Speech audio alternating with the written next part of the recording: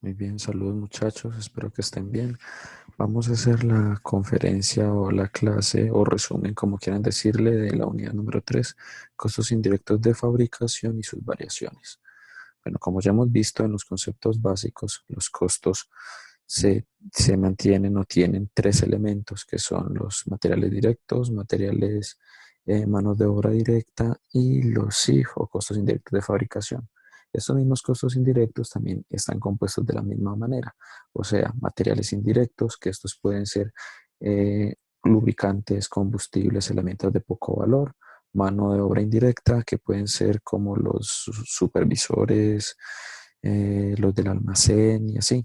Y también están otros costos indirectos que pueden ser repuestos, impuestos, y aparece una figura que hemos estado hablando y que tiene tantas discusiones que es la depreciación. La depreciación puede llevarse también como unos costos indirectos de fabricación, pero depende también de las políticas de cada empresa, porque, venga, pongámonos a pensar y ya hemos hablado de esto no solamente con ustedes, sino también con otros profesores, y hasta el mismo libro dice que las depreciaciones pueden llevarse como costos indirectos, que también tiene su lógica. ¿Por qué puede tener su lógica?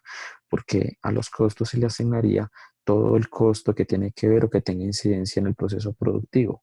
Pero si nos ponemos a pensar, cuando se acabe la vida útil de la maquinaria de los edificios y no se tenga ningún saldo, entonces esto implicaría que producir nos saldría menos costoso, ¿cierto? Pues o eso por lo menos es lo que piensan, ¿no? Lo que se plantea se lleva como costo. Pero entonces, esto implicaría que entonces si lleváramos una maquinaria o un edificio totalmente depreciado, nos haría entonces más eficientes. ¿Recuerdan lo que hemos hablado? Entonces esto tiene como muchas implicaciones, ¿cierto? O sea, yo veo de que si alguno lo quiere llevar, si por política se establece que la maquinaria y los edificios se lleven como costo indirecto, realmente no está mal. Entonces que sea política de la empresa y que se establezca como tal, pero si se lleva como gasto, tampoco es que se afecte como tal. Bueno, ¿por qué? Porque entonces llevarlo como costo desde mi punto de vista, entonces también llevaría a que, como les estaba diciendo, nos haría muchísimo más eficientes trabajar con algo totalmente depreciado y realmente como que tampoco tiene como mucha lógica. Pero lo que vamos con todo esto, cuando ustedes estén trabajando en alguna empresa, es todo lo que ustedes vayan a llevar, téngalo con un concepto bien claro y téngalo también como política de empresa, a ver cómo se va a llevar, porque no está ni totalmente loco llevarlo todo como un gasto en el aspecto de la depreciación, ni tampoco totalmente loco como llevarlo como un costo indirecto. Todo depende de la política y de la cantidad o si eso nos vuelve totalmente eficientes o nos afecta realmente el costo de fabricación. Bueno, ya como clasificación de los costos indirectos tienen casi que la misma clasificación que los gastos ya hayamos visto en los conceptos básicos. ¿Cómo así? Hay costos indirectos fijos, eh, también tenemos los costos indirectos variables y se nos aparecen unas, pues los costos indirectos variables son aquellos que van a variar dependiendo del nivel de producción y los costos indirectos fijos son aquellos que no varían, no importa el nivel de producción, siempre van a estar estables. Bueno, pues nos van a aparecer unos como los costos indirectos semivariables, que son estos que aumentan o disminuyen con los cambios de la producción o de ventas, pero no en forma proporcional al volumen de la actividad. ¿Cómo así? Puede ser que dependiendo del pedido que se haga o al consumo, por etapas puede ir incrementando su valor. Podemos ver, por ejemplo, la gráfica que nos aparece en la página 57 del libro, que puede ser muy ilustrativa al respecto.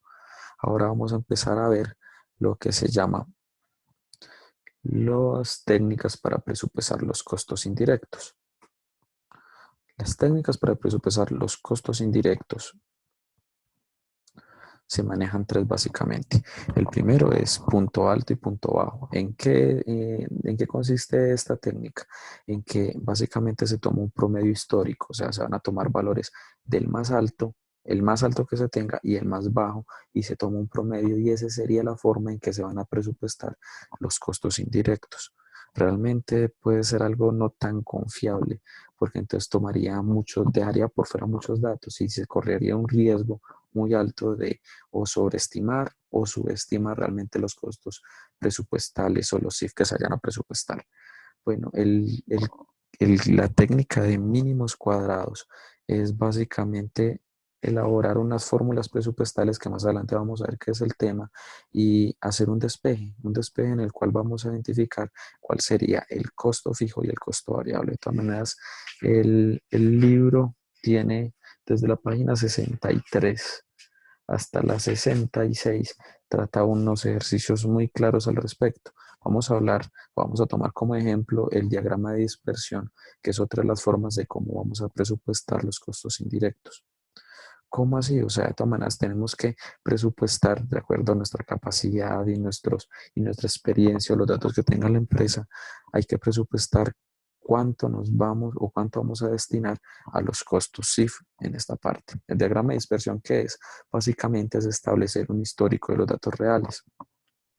¿Cómo así? O sea, que de acuerdo a lo que ya conocemos, que se ha gastado, que se ha invertido, perdón, que sea las erogaciones que hemos tenido en los costos indirectos, se hace un historial y se realiza un diagrama, un plano cartesiano, de acuerdo al nivel de producción, cuántos son los costos que hemos tenido al respecto. Eso se hace una tendencia gráfica. Listo, se hace la proyección de acuerdo a los puntos que hemos hecho. Esto normalmente se hace con los costos semivariables, porque los costos fijos, indirectos, pues ya tenemos más o menos, si son fijos, pues ya los podemos calcular. Los variables van ligados al nivel de producción, pero donde siempre vamos a tener alguna situación van a ser con los costos semivariables. ¿En qué nos vamos a basar? En el ejemplo que está en la página 60 y 61 del libro. Les recomiendo que lo miren mientras vamos realizando este ejercicio. Entonces vamos a ver el ejercicio acá. ¿Qué nos plantea el ejercicio? Que la compañía KLM tiene un historial de sus CIF o costos indirectos del año anterior, distribuidos mes a mes desde enero hasta diciembre, a ver, la compañía elaboró un presupuesto de 14.000 horas de mano de obra directa para enero y dispone además de la siguiente información real correspondiente al año anterior, lo cual se aprecia en el cuadro TES1, cuyos datos reales se registran gráficamente en la figura 3.4. Lo que nos dice la figura 3.4 es esto que estamos viendo acá, de nivel de producción de costos desde 3.400, pero en miles, y con niveles de producción de 0 unidades hasta las 16.000 unidades. ¿Qué es lo que hace esto? Por ejemplo, en el mes de enero se tiene unas horas de mano de obra de 11.000 y se tiene un costo de 3 millones, que es este punto que hay acá. Así mes a mes vamos estableciendo puntos. ¿Y qué es lo que se plantea como línea presupuestal? Vamos a hacer una raya que tome la mayoría de los puntos. ¿Qué es lo que pasa? En este ejercicio se nos plantea que tenemos unos costos fijos mensuales de 500.000. De aquí a que a un nivel de operación de 0 unidades siempre vamos a tener unos costos CIF o costos indirectos de fabricación de 500.000. Por eso es que desde este punto es que establecemos la línea de la parte variable. Ya saben que los semivariables tienen un componente tanto fijo como variable. Bueno, pero nuestro ejercicio sigue adelante. Dicen que para el mes de enero del próximo año se tienen unas unidades de 14.000. Pero entonces empecemos a hacer la sumatoria. ¿Qué es lo que pasa? Según esto, el año anterior, las horas de mano de obra directa del año anterior suman 135.000 entre enero y diciembre. ¿De dónde sale esto? De 11.000 de enero, 10.000 de febrero, 9 de marzo y así hasta que en diciembre tenemos 12.000. Como ya les había dicho, es el ejercicio que está en la página 60 del libro. Bueno, y los costos de supervisión de ese año, los costos de supervisión son semivariables en este tipo de empresa, suman 33.300.000. Ahora, vamos a hacer la fórmula presupuestal. ¿Qué es la fórmula presupuestal? Aquella que nos va a decir cuántos son los valores presupuestales o cuánto es lo que podemos presupuestar de los costos indirectos de fabricación. Esto está compuesto de ¿qué? De los costos fijos más la proporción de costos variables. ¿Y cuál es la proporción de costos variables? El costo variable dividido las unidades que hemos hecho. Así vamos a tener la proporción. Entonces, ¿qué nos dice el ejercicio? 500.000 que tenemos de costo pero fijos en el mes. Si eso fue el año pasado y se estructuró también para este año, eso lo vamos a tener fijos. Ahora, los costos fijos del año, ¿cuántos fueron del año pasado? 500.000 por los 12 meses. ¿Eso cuánto me da? Que los costos fijos del año pasado fueron 6 millones. Si los costos presupuestales que ya teníamos planteados del año pasado son 33.300.000, entonces, ¿cuántos son los costos variables? 33.000, que son los fijos, que son todos los costos que tuvimos menos los 6 fijos, nos da que la proporción variable son 27.300.000.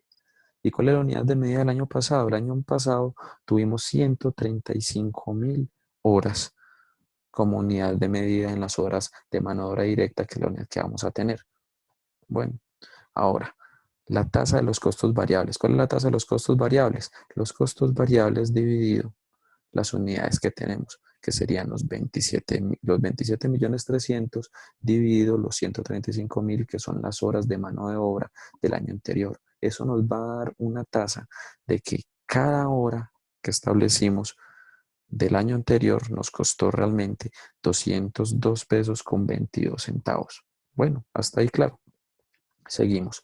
¿Cuál es la producción presupuestada? Nos dicen que vamos a presupuestar para el mes de enero de este año, ya no de los 12 meses del año pasado, sino de este año. El mes de enero, 14.000 de las unidades que vamos a hacer. Ahora, ¿cuáles serían los CIF aplicados, los CIF presupuestados? Eso es lo que vamos a empezar a calcular. Entonces, ¿cuáles serían los CIF fijos? Los CIF fijos para hacer esta fórmula de acá. La fórmula presupuestal, que son costos fijos más costos variables y su unidad. Listo, que eso prácticamente es la tasa. Ya los costos fijos son 500.000, que es lo que nos dice el ejercicio. Bueno, y los costos variables, ¿de dónde surgen? De la tasa que ya tenemos presupuestal por la producción presupuestal que vamos a tener de 14.000, lo cual nos da 2.831.111. En el libro aparece que fueran 2.831.080, pero como ya saben, hay varios errores en esos resultados. Entonces, ¿cuáles serían los CIF presupuestados que tenemos acá, los CIF aplicados? Sería la suma de los fijos más los variables. Eso nos daría los CIF no aplicados, sino los CIF presupuestados. ¿Para qué? Para el mes de enero, en el cual ya habíamos presupuestado 14.000 unidades. Entonces, ¿cuáles serían los CIF presupuestados? 3.331.111. De esta forma es que podemos calcular los CIF presupuestados, que en sí, ¿qué son? CIF presupuestados sería la suma de los CIF fijos, que esos no van a cambiar de ninguna forma, más la tasa variable. ¿Cuál será la tasa variable? La producción que presupuestamos para ese mes más una tasa. ¿Y esta tasa dónde se sale? De todos los historiales del año pasado. ¿Cuáles son los historiales? La proporción variable del año pasado, que son 23.300, dividido el total de la unidad de horas de mano de obra que tuvimos destinado para ese año. Bueno, sigamos. El diagrama de dispersión entonces se utiliza sobre todo para costos semivariables. Ahora, se debe establecer la fórmula presupuestal, que la fórmula presupuestal en qué consiste en determinar los costos fijos, como ya lo habíamos visto, y establecer una relación entre los costos variables y el nivel productivo. La fórmula presupuestal entonces es costo fijo más el costo variable dividido la unidad. ¿Eso qué me da? La tasa presupuestal. Listo. La tasa presupuestal, ¿para qué nos sirve? Nos sirve para encontrar los CIF presupuestados, que en el ejercicio que acabamos de hallar nos dice que los CIF presupuestados están en 3.332.111. Bueno, ¿y para qué nos sirven los CIF presupuestados? Nos van a servir para hallar la tasa predeterminada, y esta tasa predeterminada nos va a ayudar a encontrar los CIF aplicados. Bueno, con estos CIF aplicados, los CIF aplicados es lo que vamos a utilizar o lo que vamos a llevar en el registro sobre qué es cuál es el componente o la parte de los costos indirectos de fabricación para hallar el costo total. Ahora, ¿cómo estimamos los costos indirectos? Los costos indirectos, cuando los vamos a aplicar, ellos necesitamos hallar la tasa predeterminada. La tasa predeterminada de que va de unos costos indirectos presupuestados, que son los que acabamos de hallar. ¿Quiénes hallan esos costos indirectos presupuestados? Se hace desde la administración basado generalmente en el historial que tienen. O sea, si el año pasado, por ejemplo, nos gastamos tantos costos indirectos, en ese periodo vamos a hacer una proyección o unos presupuestos basados en ese historial para poder calcularlos de este año. ¿Cuál es la clave en esto? Poder hallar una base presupuestada adecuada. Entonces, como dice acá, la clave está en una base presupuestada que represente el componente importante de la fase productiva. Por ejemplo, hay varias bases, está bases como unidades producidas, horas mano de obra directa o costos de hora de mano de obra directa o costo de materiales directos, costo primo y horas máquina.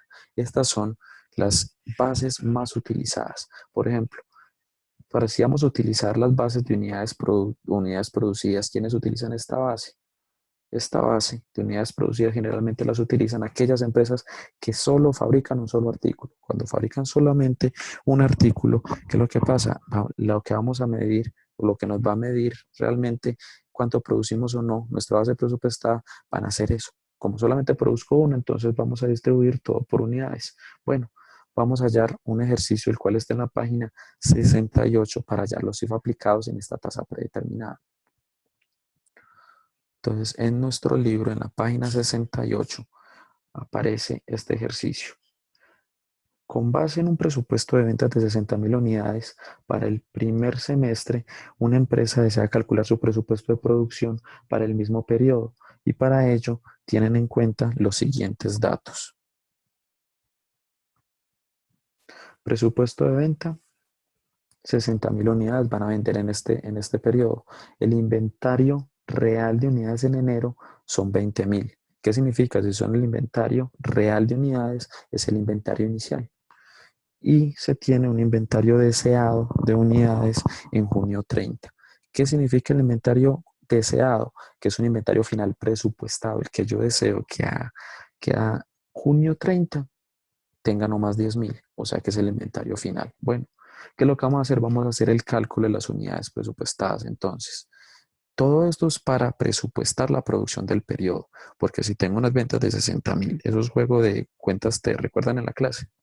Eh, tengo cuánto es lo que quiero vender, cuánto es el inventario inicial y cuál es el presupuestado. Vamos a hallar cuántas son las que voy a producir para poder calcular los CIF.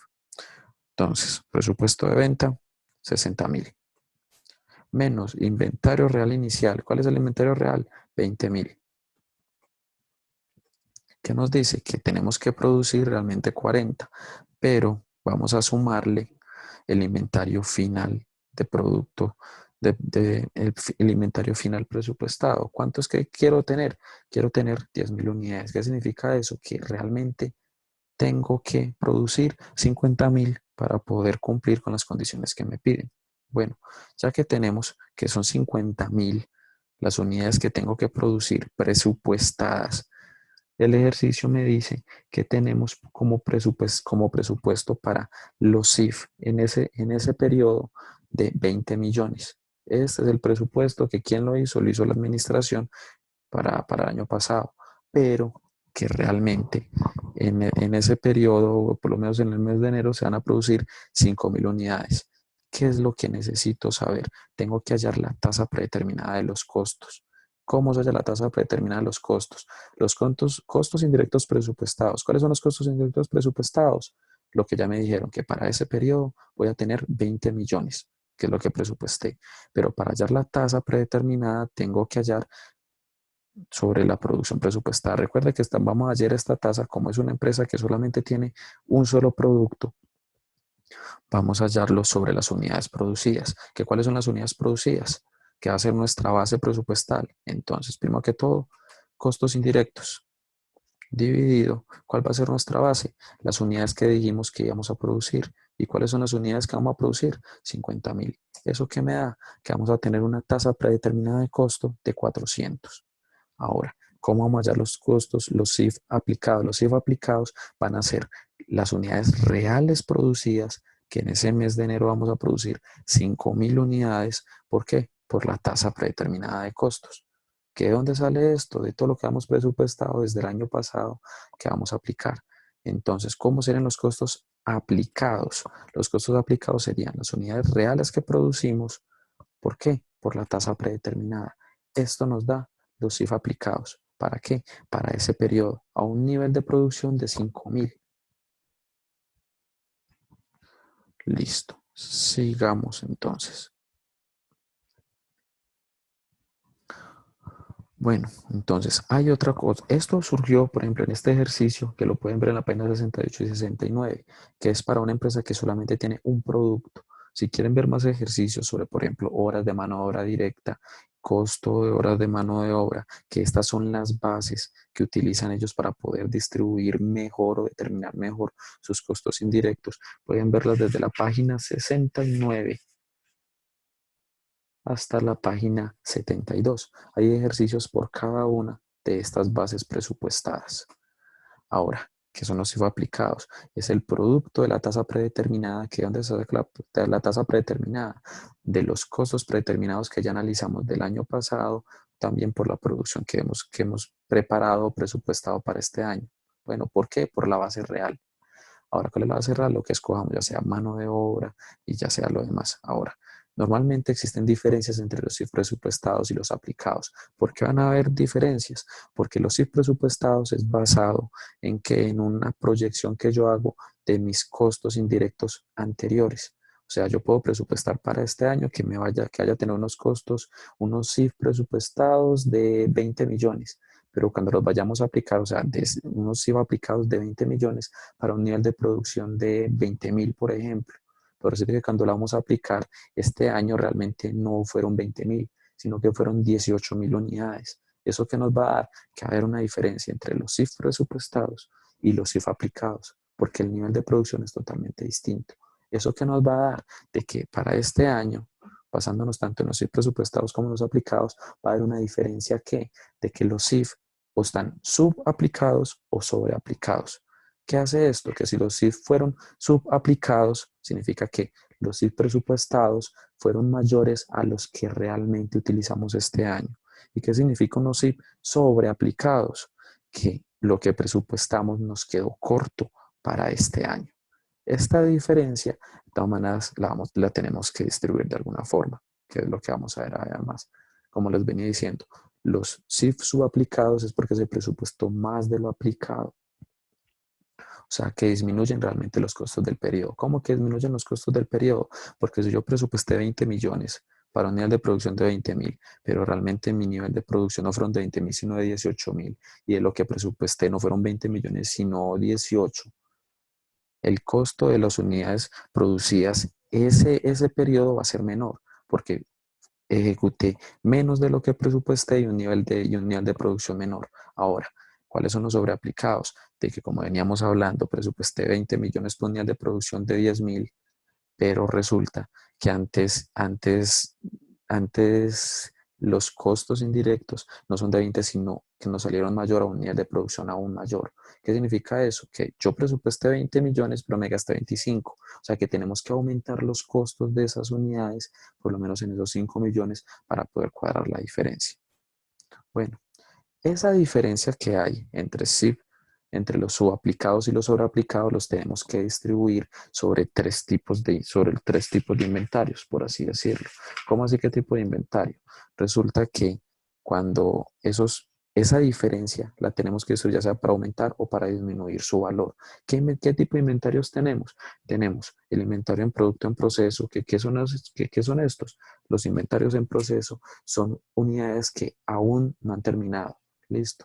Eso que nos pasamos o que nos faltó por presupuestar en los CIF subaplicados o sobreaplicados, lo tenemos que distribuir en tres: en producto en proceso o y en producto terminado y en el costo de la mercancía vendida. ¿Por qué se distribuyen en esto? En el de productos en proceso, porque aún todavía hay unidades ahí. En producto terminado, porque ya se produjeron y realmente tenemos que asignarle el costo real de ellos. Y en el costo de venta, porque si ya se vendieron, tenemos también que afectar los estados financieros porque salieron a un costo, pero realmente es algo mayor o algo menor.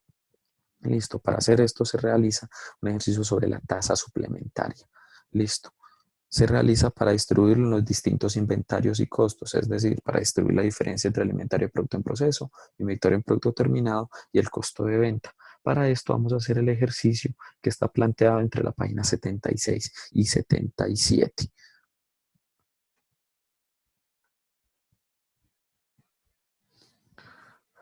Listo.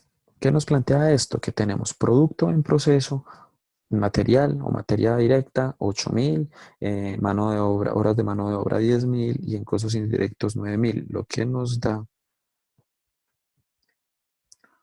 un total de 27.000. En producto terminado por material directo llevamos 100.000, por hora de mano de obra 150.000 y por costos indirectos 135.000, lo que nota que el producto terminado realmente nos costó 385.000 y por costo de ventas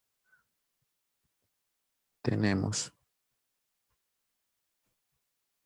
estos tres valores. ¿Qué significa? Que en material directo también nos gastamos, o perdón, tuvimos erogaciones por 408.000, en horas de mano de obra 560.000 y en costos indirectos un total de 508.000, lo cual nos da un total de 1.472.000.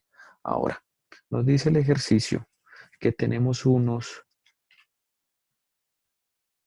CIF reales. ¿Qué significan CIF reales? Lo que realmente salió. O sea, en ese periodo tuvimos 526.400 pesos de CIF reales. Listo. ¿Qué utilizan acá? Utilizan como base de aplicación costo de mano de obra directa. O sea, que ¿cuál es lo que vamos a utilizar? Esta va a ser nuestra base de aplicación. El costo de la mano de obra directa, perdón. Estos son los que van a utilizar. Bueno, sigamos haciendo el ejercicio. ¿Qué nos dice? Nos dice que los CIF presupuestados, de acuerdo a estas cifras, los CIF presupuestados son 504.000. Esto es todo lo que nosotros supuestamente presupuestamos de acuerdo a nuestras cifras. ¿Cuántos fueron los CIF? 504.000. Pero cuando llegamos a los estados financieros y hacemos todas las cuentas, nos dicen, qué pena, nosotros, ustedes no se llevaron 504.000, ustedes se llevaron 526.400. ¿Qué significa? Que hay una sub o sobre aplicación. ¿Qué significa? Que si nosotros habíamos presupuestado 504.000, y realmente nos llevamos 526.400, ¿eso qué sería? Una sobreaplicación, porque presupuestamos 504 y realmente ejecutamos o aplicamos 526.000. Bueno, de los presupuestados es esto y tenemos una diferencia de que 526.000, que son los reales, menos o más los sí presupuestados que son 504.000. La diferencia son 22.400 que son unos sobre presupuestados, sobre aplicados. ¿Qué es lo que tenemos que hacer? Como los sobre aplicamos, tenemos que aumentar los costos.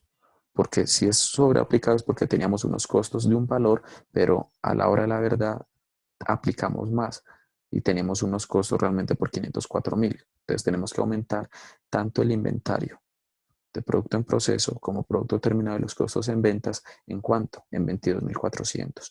Pero, ¿cuál es la situación acá? ¿A qué se lo vamos a distribuir? ¿Qué a producto en proceso? ¿Qué parte en producto terminado? ¿Y qué en costo de ventas? De ahí es que viene la tasa, la tasa suplementaria. ¿Y la tasa suplementaria qué es? Los SIF, sub o sobreaplicados dividido la base. ¿Y cuál es la base? El costo de la mano de obra directa. ¿Y cuál es el costo de la mano de obra directa? Lo que habíamos planteado, 560.000. ¿Y cuál es lo que nos habíamos pasado? 22.400. Esto nos va a dar una tasa de 0.04%. ¿Qué vamos a hacer con esto? Como ya sabemos que esta va a ser nuestra base en la que nos vamos a basar para poder aplicar, entonces, ¿qué es lo que vamos a hacer? ¿Cuánto vamos a distribuir? Para producto en proceso, vamos a distribuir, ¿qué? 10.000, que es que son las horas de mano de obra directa. ¿Por qué? Por la tasa suplementaria, que sería 0.04. ¿Qué nos da? Que vamos a distribuir 400 a producto en proceso. Para producto terminado, ¿qué vamos a hacer? Lo mismo. Vamos a hacer la tasa que tenemos aquí, que es la tasa suplementaria, ¿por cuál? Por las horas de mano de obra directa, que es la base de aplicación que estamos utilizando para poder hallar los costos indirectos. ¿Qué cuánto nos da? 6.000. Y los costos de venta, que cuánto fue que se llevaron en mano de obra, se llevaron 400.000. estos 400.000 por la tasa suplementaria. ¿Qué es lo que vamos a hacer? Cuando vamos a hacer el registro, vamos a aumentar el saldo de producto en proceso en 400 pesos, el saldo de producto terminado en 600.000 y el costo de venta lo vamos a aumentar en 16.000, que es lo que realmente pasó. ¿Y por qué lo vamos a aumentar? Porque habíamos presupuestado 504.000 en CIF, pero realmente nos llevamos 526.400. Esto nos va a aumentar el costo de todas esas mercancías. ¿Y cuánto nos da esto? Los 22.400, que es la diferencia entre los reales y los presupuestales.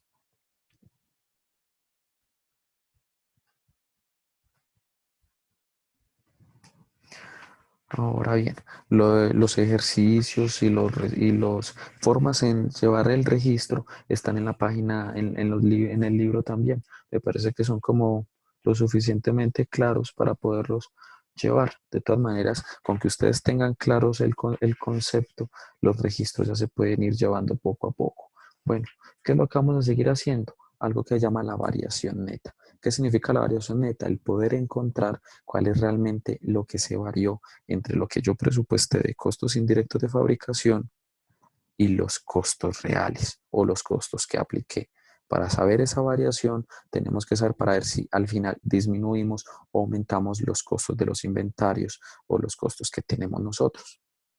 Entonces, que la variación neta está por la diferencia entre los CIF aplicados, que son los que, ¿cómo llamamos los CIF aplicados? Una tasa predeterminada en lo presupuestado que habíamos hecho sobre la producción real y los CIF reales, que es lo que a final del periodo nos damos cuenta cuánto fue lo que realmente nos llevamos. Listo, también es representada por una variación presupuestal menos una variación de capacidad. Esto, variación presupuestal, se dice que las variaciones pasan por dos causas. Primero, porque hay diferencias en los presupuestos. ¿Cómo que diferencias en los presupuestos? O sea, que yo haya planteado unos CIF por 20 millones, pero realmente me llevé 22 o 19. O sea que en valores la diferencia es distinta. Y la otra causa que puede causar la variación es por diferencias en el volumen de producción. O sea, podía haber determinado que iba a producir 20.000 unidades, pero realmente no produje 20.000 unidades. ¿Qué fue lo que hice? Produje 10.000, 30.000, 40.000. Entonces, cuando hay diferencias entre lo que yo presupuesté, ya sea en dinero o ya sea en las unidades, eso me va a variar los costos indirectos que elaboré. Bueno, estas diferencias se dan entonces por el nivel de operación, o sea, por los recursos que utilicé o demandé o dejé de demandar. Bueno, la variación neta entonces, esto lo podemos ver en la página 85 del libro que comienza. Listo. Entonces plantea que esas dos causas pueden darse para que haya una variación, ya sea o porque los aplicados sean superiores a los presupuestados, que en ese caso significa que tenemos una sobreaplicación cuando los aplicados están por encima de los presupuestales, o una subaplicación cuando lo que presupuestamos fue mucho mayor o fue mayor, así sea en un solo peso, por encima de lo que yo apliqué. Bueno, entonces, dice que el nivel de producción o la capacidad, bueno, ¿qué es lo que vamos a hacer en esta parte? ¿Para qué nos sirve esto de la variación? Es para poder saber, identificar, cuando nosotros vamos a identificar la diferencia, si la diferencia, lo que causó fue diferencia en presupuestos o fue en volumen de producción, nos da a nosotros pie para que en la próxima que vayamos a presupuestar podamos tener las cosas un poco más claras. O sea, que el presupuesto cada vez se acerque más a lo que es real o aplicado. Bueno, todo esto se va llevando a medida que uno va avanzando, se van llegando a unos presupuestos cada vez más cercanos, aunque todo también depende de la economía. Por ejemplo, en esta parte de diferencia de presupuestos, muchas veces puede ser como lo que pasó en Colombia, o sea, llega una crisis ambiental o llega a unos paros y nos incrementan los costos, entonces eso nos puede variar acá, pero el nivel de producción también tenemos que tenerlo presente. Puede ser también que haya pasado algún incidente o algún accidente y tenemos que tratar de eliminar los riesgos lo más que podamos. O sea, tratar de que nuestros precios sean lo más estable posible, lo mismo el volumen de producción lo más estable posible, para que no haya tanta diferencia o tanta variación entre lo presupuestal y lo real o aplicado. Bueno, ahora la capacidad de producción hay que tenerla bien presente. ¿Para qué? Porque esto supuestamente lo que tenemos acá pensado es que la capacidad de producción normalmente no se tiene control sobre ellos. Hay tres tipos de capacidad. Está la teórica, que es el nivel ideal. Por ejemplo, esta empresa puede tener una capacidad máxima para producir 2 millones de unidades. ¿Por qué? Porque eso es lo que tiene instalado. O sea, las máquinas pueden dar como máximo esa cifra. ¿Qué significa esto? La capacidad teórica no tiene ningún tipo de ociosidad. ¿Cómo que ociosidad? O sea, no le sobra ni un solo tiempo, no le sobra ni una sola materia, no sobra absolutamente nada. Eso ha dado el caso de que nadie se lesione, de que no pasa absolutamente nada. ¿Cuál es la capacidad real? La capacidad real es el nivel de la actividad real prevista. O sea, ay, no, es que nuestra empresa puede tener capacidad instalada para 1 millón de prendas, pero resulta que nosotros sabemos que el millón de prendas no se va a dar, ¿cierto? Por X y Y motivo. Entonces vamos a tener un nivel de, por ejemplo, el 80%. Eso queda que la capacidad de producción real, estando al 80%, puede ser que nos dé 800.000 prendas para hacer. ¿Y cuál es la práctica o lo normal? Esta es la que más se utiliza y que es la que tiene en cuenta todos los problemas. O sea, es una mezcla entre parte de la teórica y la real, en la cual tienen en cuenta de pronto daños de maquinaria, capacitación del personal, vacaciones o cualquier cosa que pueda afectar la capacidad de producción. Todos esos ejercicios se pueden ver y hay varios ejercicios a partir de la página 92 y cada uno de sus registros. Bueno, les recomiendo que para entender de pronto un poco más, visualicen en esta unidad, se ven muchos registros y muchos ejercicios que en cierta forma son como sencillos o fáciles de comprender de por qué pasa una cosa y lo otro. Qué es lo que más se registra acá? Poder identificar cuál es la variación, por qué es que se da. Y ese desfase que se dé, ya sea porque se sobrevaloró o se subvaloró los costos indirectos, es lo que nos puede dar, es lo que nos da lo que tenemos que reasumir, o sea, lo que tenemos que volver a distribuir para que los costos de las unidades sean reales. Acá es donde tenemos que aplicar todo esto de la tasa suplementaria.